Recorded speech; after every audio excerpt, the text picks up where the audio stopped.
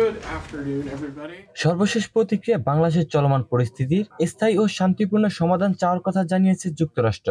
স্থানীয় সময় সোমবার 29 জুলাই নিয়মিত সংবাদ সম্মেলনে এক সাংবাদিকের প্রশ্নের জবাবে এই কথা বলেন মার্কিন পররাষ্ট্র দপ্তরের প্রিন্সিপাল ডেপুটি স্পোকপারসন বেদান্ত প্যাটেল। এদিনের ব্রিফিংয়ে এক সাংবাদিক বাংলাদেশের সরকারি চাকরিতে কোটা সংস্কারের দাবিতে আন্দোলনরত শিক্ষার্থীদের উপর হামলা, হয়রানি ও গ্রেপ্তারের বিষয়ে জানতে চান। এ সময় তিনি বলেন, বাংলাদেশের যেভাবে আইন শৃঙ্খলা বাহিনীর সদস্যরা নিরপরাধ শিক্ষার্থী ও তরুণীদের বিরুদ্ধে চিরুনি অভিযান চালাচ্ছে, গুলি করছে, তাদের দেখামাত্র গুলির নির্দেশ দেওয়া হয়েছে, পুলিশ হেফাজতে ছাত্র আন্দোলনের নেতাদের নির্যাতন করে বিবৃতি দিতে বাধ্য করা হয়েছে এবং সরকারের নিয়ন্ত্রিত গণমাধ্যমে তা প্রচার করা হয়েছে, আর এগুলো থেকে তাদের উপর নির্যাতনের বিষয় স্পষ্ট হয়ে উঠেছে।